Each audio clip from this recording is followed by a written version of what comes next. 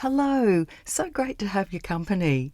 I know you're really going to enjoy my guest today. He's someone who not only has one of the biggest personalities in the music world, but also is one of its finest musicians. I'm talking about Stewart Copeland, whose rhythms have underscored the soundtrack of countless lives.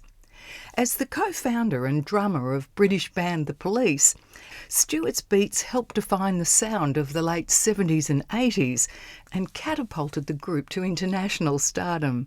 Let's meet him, shall we? Stewart Copeland, welcome to A Breath of Fresh Air. You've been living the most amazing life. I know that you had an incredible upbringing that was pretty different to most people's. Well, you asked for it. I was born in Virginia, and my daddy was away on business installing a dictator in Cairo, Egypt. And as soon as I was able to travel, I was shipped over to join him and my older siblings there. The Copeland family was gathered in Cairo. After 3 or 4 years, we moved over to Beirut, where we stayed until I was kind of mid-teens. And I was going to the American Community School in Beirut, Lebanon, and playing in bands there in Beirut, which was at those days the Paris of the Middle East.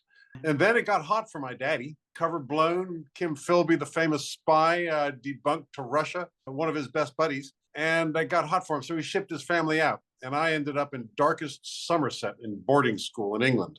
Your dad actually worked for the CIA, right? Yes, he was meddling on behalf of the American government in the nascent politics of the region. It was my father's job on behalf of the United States to bring not freedom to the indigenous population, but oil to our population. What did you get out Yeah, I of could care being less there? about all that. I was just discovering the Kinks and the Beatles and banging on drums. My first band was at the American Embassy Beach Club. We were called the Black Knights. We played James Brown and Kinks and such. Then my father's cover was blown, and he had to ship his family out. Most of my older siblings had gone off to college by then. And so I was shipped off to boarding school in darkest Somerset. So you grew up listening to a combination of music, didn't you? Because Lebanese music had its influence on you, as did all the rock and roll and the jazz and the reggae of the day. Well, yes, I was kind of in a cultural bubble in that kind of what used to be called the third world situation. I took the indigenous local culture that surrounded me, which is far richer than American culture by 2,000 years worth of history, but I was too young and teenage to appreciate that. And the Arabic music that surrounded me also, I didn't so much pay attention, but unbeknownst, it was going right into my DNA. And there was one record store in Beirut that would sell the Beatles and the Stones and the Kinks and such. So how did you discover the drums and why the drums? Because I was a little scrawny kid, a late developer. And while my friends were growing facial hair and their voices were breaking, I was still squeaking. Then I banged a drum and I became a 4,000-pound silverback mother swinging through the trees. All I had to do was bang shit. And it worked. Instant chest hair. So you stuck with the drums, but I know that you're actually left-handed, but you play a right-handed drum kit. Why is that? Yeah. Well, because you have to. Drums are all set up that way. And if you want to sit in with the band, oh, hang on, guys, let me just take the hi-hat here and move it over to there. Disaster. You just have to learn how to play on a kit the way it is, or else you're never going to be able to sit in and jam with anybody. Also, both hands and both feet are working. Doesn't matter. It's the same with guitar in any instrument. In fact, people talk about being left and right-handed. It does make me think slightly differently with rhythm. Like Ringo was left-handed. A lot of great drummers are left-handed because you're using both hands on a right-handed drum set. Right. Whose drumming really influenced you?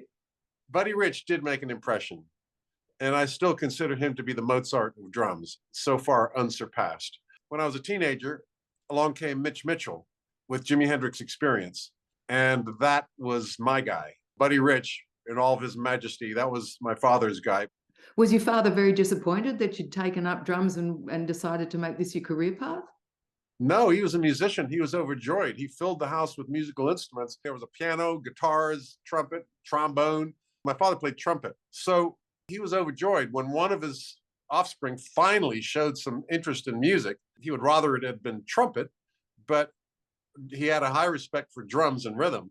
And so immediately he got me into lessons and showed me how to hold the sticks properly and do my rudiments. In 1975, you started playing drums with a rock outfit called Curved Air. Tell us a bit about them. Well, actually, let's define that. It was a prog rock Oh, outfit, excuse me. which was the end of an era and got so up itself, including my band Curved Air, that it left its audience behind, and hence was born the abomination known as punk. Before you jump onto that ship, just tell us a little bit about prog rock. What's your definition of it?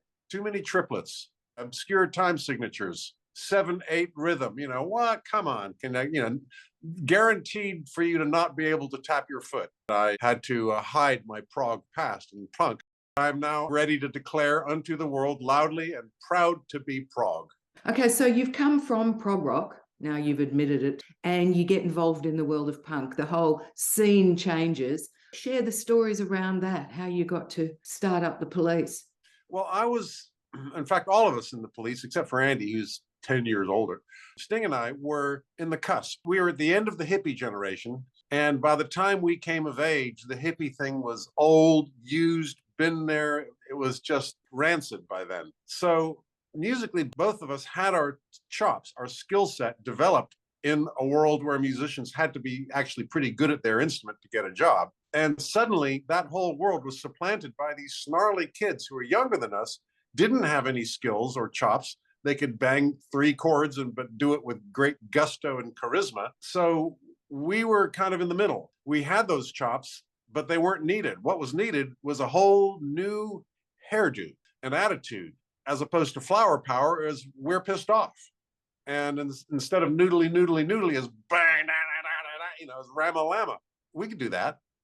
And so for a while, we were satisfied to, when he came down to London, I persuaded him on the phone. I'd seen him playing in a band when I was with Curved Air. I'd seen him playing in a jazz band up in Newcastle. I thought, hey, that guy can play bass and sing.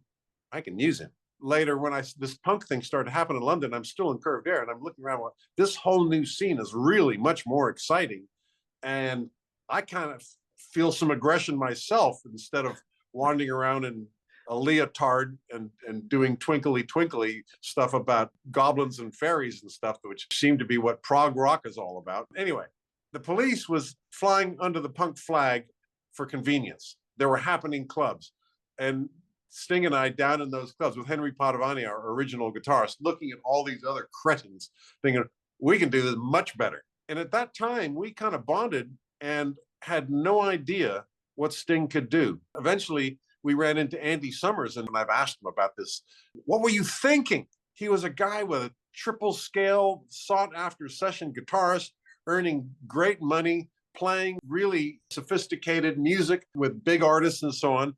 And one day, he had the misfortune to run into Sting and I at a session, and we kind of spotted him, and Sting and I were going grumbly. God, I wish we had a real guitarist like that. But we were dreaming. We couldn't afford that guy in a million years.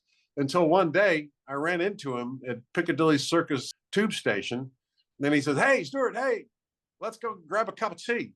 And so we go, and he says, look, you and that bass player, I think you've got something, but you need me in the band, and I accept. What was he thinking? Sting had not yet written Roxanne, nor Every Breath You Take, nor Message in a Bottle, nor Don't Stand So Close to Me, nor any damn thing. We were playing my crap bass lines with yelling because we were a punk band, or at least pretending to be.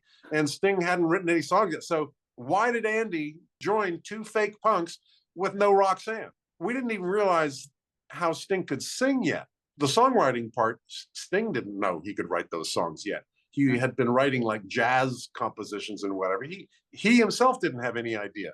But his first year and a half in the Police, where we had Henri Padovani, who only knew 3 chords, and I'd written all these dumb songs, which the lyrics were so dumb, he had to yell them and hoping no one would hear how stupid they were. All that was required was yelling anyway. He's getting a little frustrated musically. And we did brush up against other musicians who are actually pretty good. And we started to think, damn, it'd be great if we had a real guitarist who could do some stuff. But during that period, Sting started writing songs for us, but they were very simple.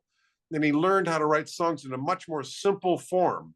So when Andy joined, suddenly with all his harmonic sophistication and just this huge vocabulary of cool guitar stuff, that's when he started writing. That's when the bulb went on, and he started coming up with those great songs. When you ask Andy Sumner today why he joined, what's his answer to that? Well, I did. After looking at my diaries, I'm writing this book I've got all my diaries of that period. I've got the receipts, baby. Just the other day, I said, Andy, what were you thinking? He said, I don't know. He was a session player, a sideman.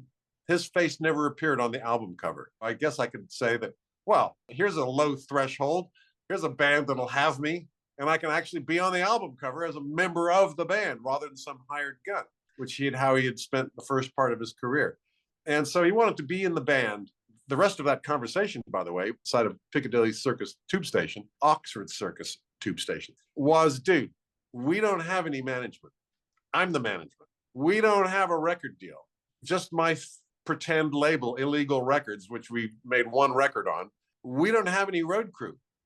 That's you. We got nothing. This is great. We're on it. Sting's going to freak out because we'd been conniving with him. Sting and I kind of scheming, and finally he was the one who popped the question, and the rest is history. Who knew that it was because of Andy Summers that Police actually came about and grew into the band that you became?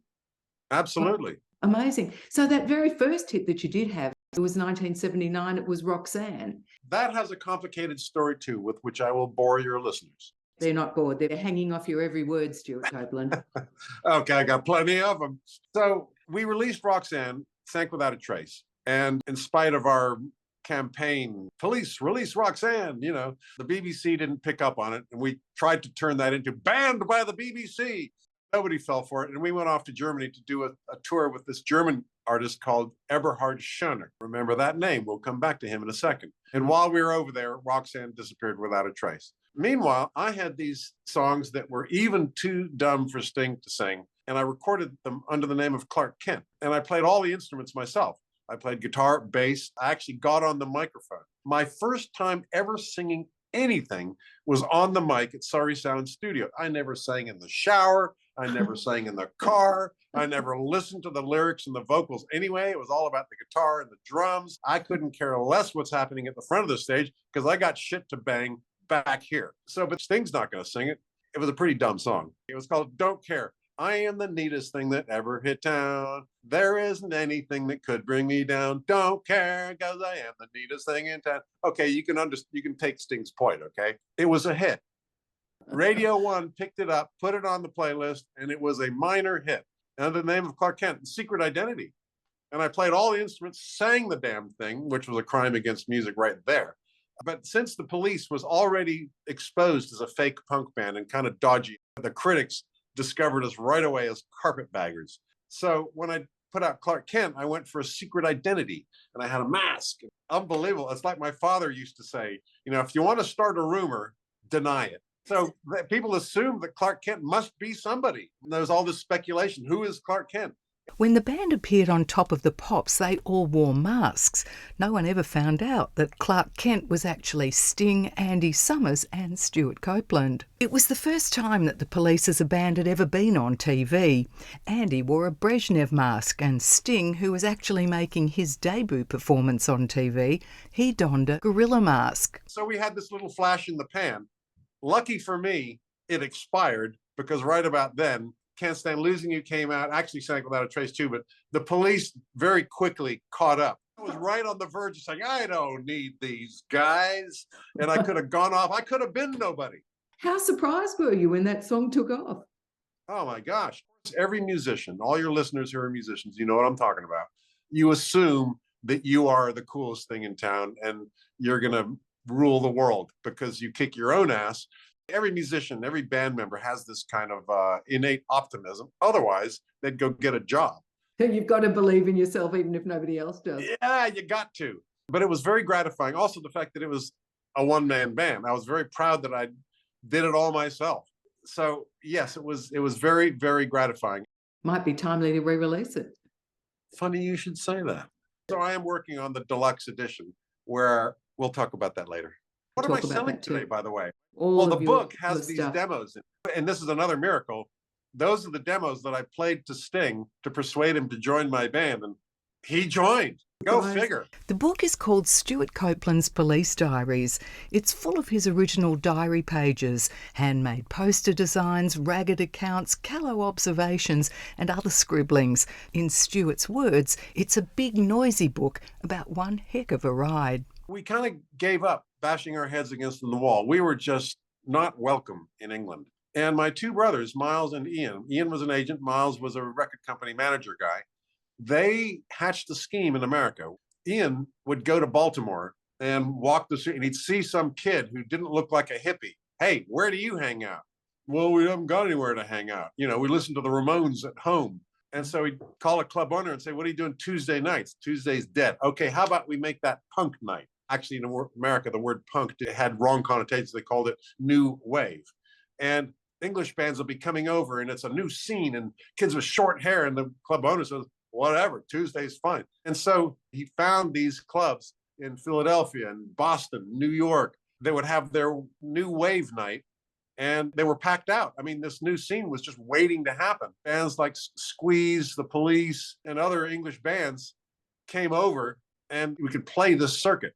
So we just crossed America and we were burning it down. The local radio stations are, wow, this is cool. Stuart says the band had been liberated from the rules of punk that applied in England. Thou shalt not play over 3 minutes. Thou shalt not have a guitar solo. Thou shalt not do love songs. Thou shalt not play A flat minor. So we could expand. We had such a small number of songs that we stretched them out and improvised because we had to play 3 shows a night. And that's where we kind of discovered each other as musicians just by improvising. And we kind of became the band that we became, playing these clubs across America. Meanwhile, Can't Stand Losing You had been released again because A&M Records was a company that would not give up. So we go back to England from our American trip and we were booked as a support act to an English comedy band called Los Albertos Trios Paranoias. You ever heard of them? No, never. Of course not. The opening night of the tour, their managers, and we're in the dressing rooms, the manager's telling Miles, our manager, you guys lucked out on this tour, man. We should have charged you money to be on this tour. The whole tour is sold out. And so we go out on stage. They love you. Now we know why the tour is sold out. But here's the weird thing.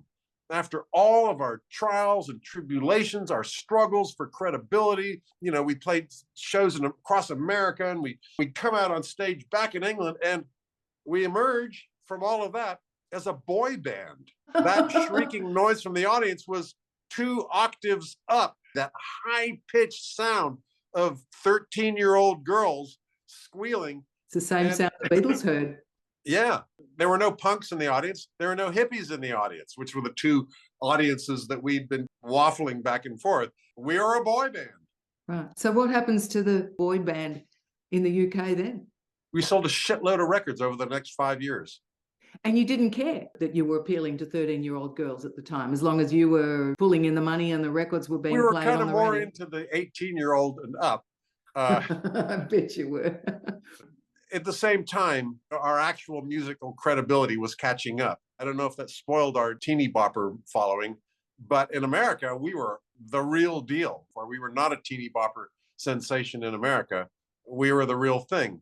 And the Sex Pistols had gone to America and America was waiting. The famous Sex Pistols, you know, who set the world on fire. Let's have another British invasion, shall we? And they came over and Malcolm McLaren, their manager, had them play in the Deep South where nobody in New York could actually see them. They didn't succeed in America. The Americans didn't like that sound. The Americans didn't take to Sid Vicious nor Johnny Rotten and telling the audience to, you know, to F off. That didn't work in America. So the word punk was put into disrepute. But when the Police came over, okay, now I get it. New age, I get it. They're actual real musicians and they actually have songs that are interesting and different. How did it feel for you during those years and having all that success? What did that feel like? Well, it was very exhilarating, of course, but also quite anxious. And that was the surprise, that it was sort of like social vertigo.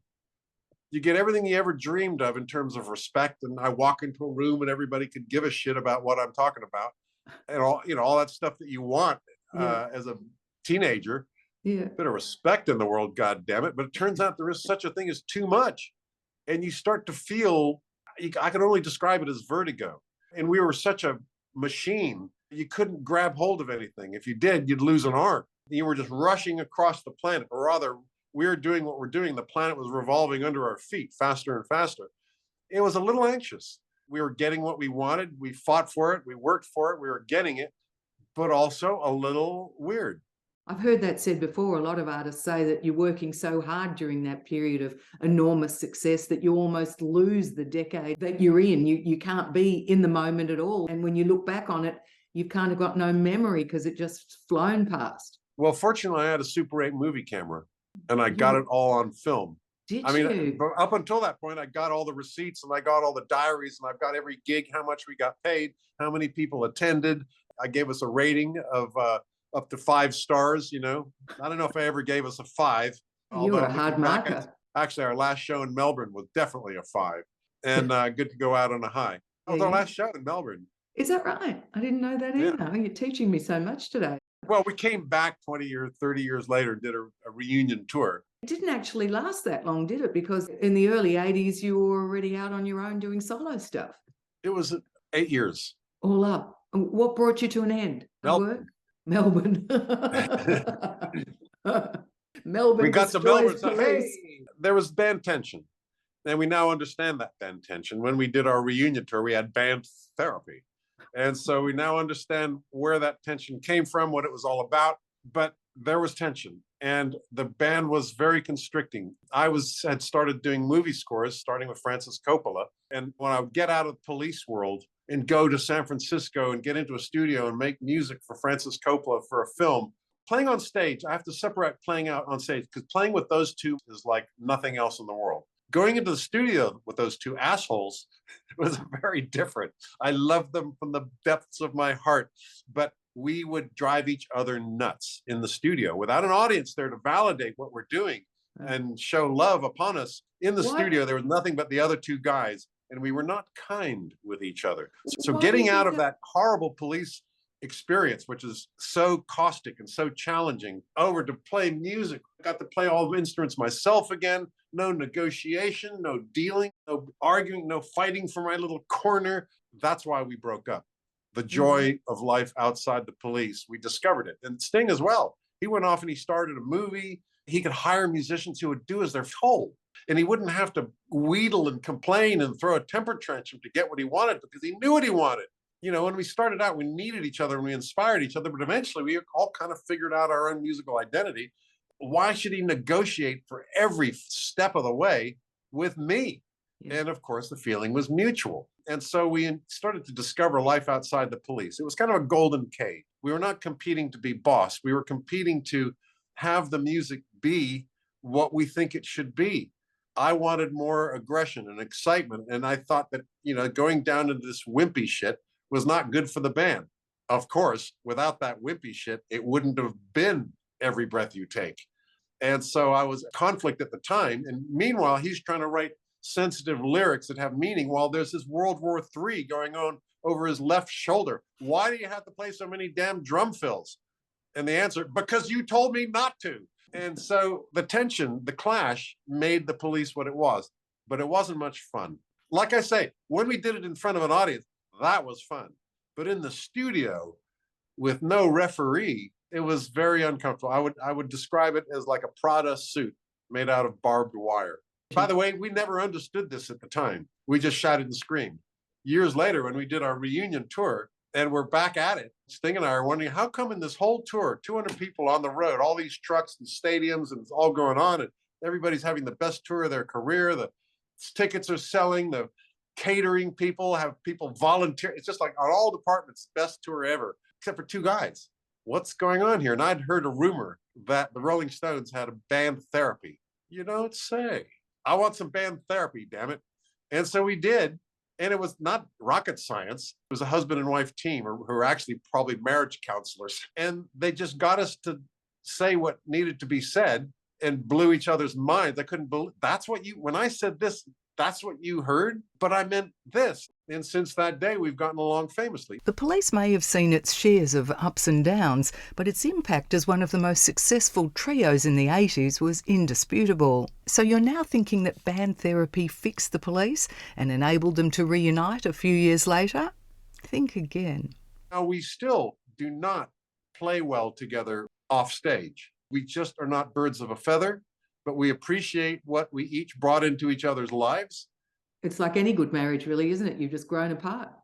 Yeah, we would have had to not grow to still fit. Mind you, even when we were making that music of which we are now so proud, we didn't fit then either.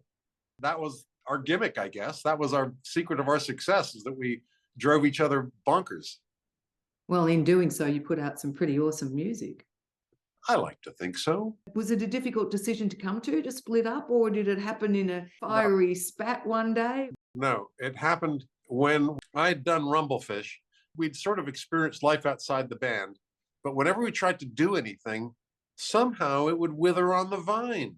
Nobody around us wanted to see any member of the band stray off into non-police territory. They wanted the golden goose to keep laying golden eggs, and solo albums are not quite so golden. And so everyone in our world wanted to keep us together, but we had had a taste of freedom.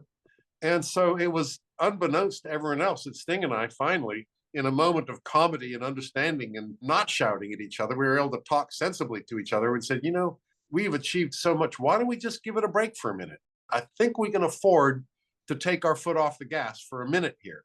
And let's go have some fun. Let's go have some life. Let's go love our families. Let's go live at home. And so we did. It was by mutual consent, if you like. Yeah. And of course, you went off and started to score more and more films, didn't you? 20 years of it. They're big films we're talking about. Oliver Stone's Wall Street and Talk Radio, Ken Loach's Raining Stones, 4 Days in September, and West Beirut, which must have been very close to your heart. Yes, it was. But the cool thing about all of that was 20 years before the Mass, as a hired gun, not even an artist. I'm a craftsman, or I was. I don't do it anymore. But as a flinty-eyed pro, you go where your boss tells you to go. And as an artist, you don't have to do that. As an artist, you just do, you follow your own instinct. And one of the blessings of that I really treasure is that I got an involuntary education in orchestra. And since actually growing up, my father was trying to make me a jazz musician, but my mother was listening to Stravinsky, Debussy, Ravel, 20th century orchestral music, which really stuck. So when I'm doing film scores and I'm hiring orchestras, I guess got more and more into using the orchestra and figuring out what it can do. It's not just putting the notes on the page, it's the articulation, the expression. You got to put the Italian on the page. I just became obsessed with the orchestra, which leaves me now having written 7 operas, 3 ballets, concerti for this, that, and the other, including concerto for police music, the police deranged for orchestra. Funny, Stewart Copeland, you don't appear as an obsessive character at all. Several years passed with Stuart throwing himself into a variety of projects, none of which involved playing the drums, until one day he picked up his sticks again and co-founded the band Oysterhead. Was it like getting back on the horse? A little easier. Horses are actually quite strenuous. If you haven't got your leg muscles going, that's pretty bouncy. But you hadn't been playing for a while, and most musicians have got to practice every day to keep up their chops. Well, the gag is that I finally figure out how to set the damn thing up. We start playing something, and I do something on a hi-hat like that. And really stiff, really not great at all. But it was sort of like I could do no wrong because it was the stuff of legend, whether it was crap or not. Oysterhead, we made an album, did 1 tour, and they both got day jobs, and we played jam band festivals and so on.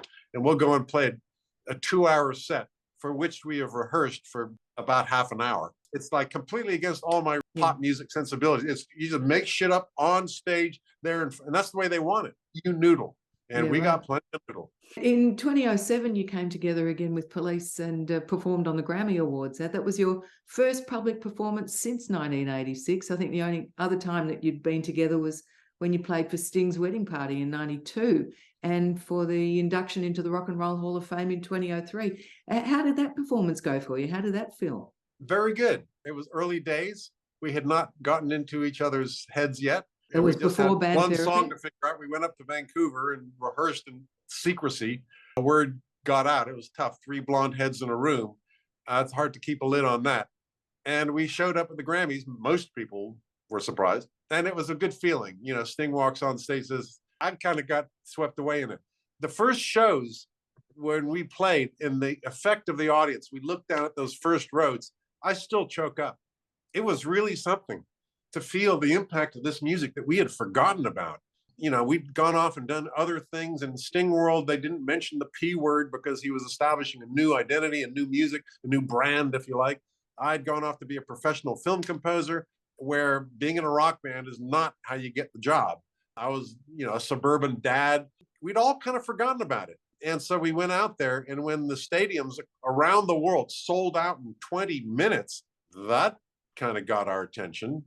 And when we went out and played those shows, the power of songs that you were listening to, you got married, you fell in love, you fell out of love, you robbed a bank to that music or whatever, you know, music with that kind of history has a lot of emotional impact.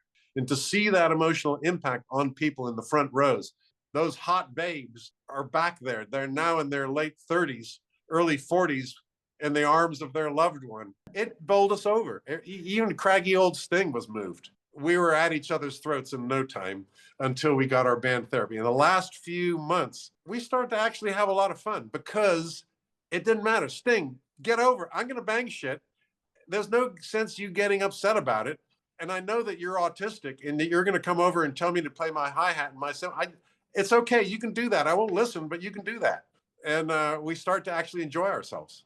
The audience was going crazy. We knew that what we were doing was working. And we got that charge of when you light up a room, you light up a room and you know it. And that feels good. That's why we became musicians in the first place. Yeah. And you didn't have to go back into the recording studio again. Oh, yeah. Well, that was sort of what made it okay. Stingo couldn't come up with, he just went dry right there. He went dry at the thought of it. Finally, one day, actually, that was Melbourne too. For the show, I went into his room and said, Guy, look, you don't need to write a Police album. Write your own album, and I won't have anything to do with it. I'll love it because I like all of his music. I wouldn't be the way I would do it. He was the one feeling all the pressure. And he was the one who, oh my God, everyone's on me. And I said, dude, relax, it's okay. And with love in our hearts, we just said, okay, cool. We're not doing it. It's not happening. We can relax. And all we got to do is play 12 more shows and we're good. And so it was. And then that was it again for Police. You never came back again after that? Nope. Never wanted to. It was done. Life is so sweet. You know, I don't like who I become in Police world. I've been playing Police music, these orchestral arrangements that I've done, Police arranged for orchestra, across the land, playing with the Atlanta Symphony, Chicago, Nashville Symphony, Vancouver Symphony. Life is beautiful. And of course, you've documented it all. You mentioned that you'd had a little camera on everything and you'd kept all the receipts for everywhere. Your first memoir, called Strange Things Happen, A Life with the Police, Polo and Pygmies, was released in 2009. My editor should have read me the Riot Act. It was about everything except the police. It was about the adventures that you have as a rock star that came from my previous career. Unfortunately, for my publisher, although I had great fun writing it, people actually were, well, what about the police? That's kind of why I bought the book. So now I got these diaries, I pulled them out, and I'm doing kind of more of a coffee table book. He starts in 1976 with Curved Air. It's a story of struggle, but it does have a happy ending. It sure does. In 2017, just to finish off, you formed a supergroup called Gizmodrome. Is that still happening, or that was a quick-lived affair? Once again, I can't afford those guys. It's the same problem as Oysterhead. No, come on. That was a fun album to make, where I got to sing and do all it was kind of Clark Kenty, but this time, instead of me on guitar, I got Adrian Belew. We did some tour where I got to be at the front of the stage singing and hamming it up. We had Level 42's drummer banging on the drums when I wasn't. And oh my God, I felt like an old lion, with real happy to have a young lion around the house do the heavy lifting. That you get to go out, guitarists and bass players and singers, that is, wearing sequins and feather boas and hats and cool coats and everything. Drummers got to go out in like shorts and a t-shirt because he's working. I hear you. And of course, you just had your latest album called Divine Tides in 2021, all shot on locations from the Himalayas in India to the forests in Spain. What a brilliant life you're leading. Well, that was a cool thing where this Indian musician out of Bangalore sent me these tracks. So I just mic'd up all my cool stuff in here, which is already mic'd up. And we made this record, and clip bang, what the hey, we got a Grammy for it. Your 6th Grammy, actually. Well, you just keep track, are you? Yeah, Yes. I keep Somebody's track got of to. you. Yeah. You can't put a foot wrong. Oh, yes, I can. Can you? You haven't told me about any feet wrong. I ain't gonna. Final question, though. Do you still like playing polo? I would like to play polo, but I don't because I'm much more breakable. I traded my horses in for children, of which I have 7. And I bang drums to keep fit. Out of my 7 children, only 1 has the gift. And it is a gift, isn't it? Well, it's a combination of gifts. I love it. Stuart Copeland, thank you so Appreciate much. it. Bye. Bye now. Well, he was a whole lot of fun, wasn't he? A huge personality and a huge talent. I'm pretty sure you enjoyed tuning into that chat with Stewart Copeland just as much as I enjoyed conducting it. Thanks for your time today. I can't wait to be back with you again, same time next week. Take care in the meantime, won't you? See you then. Bye.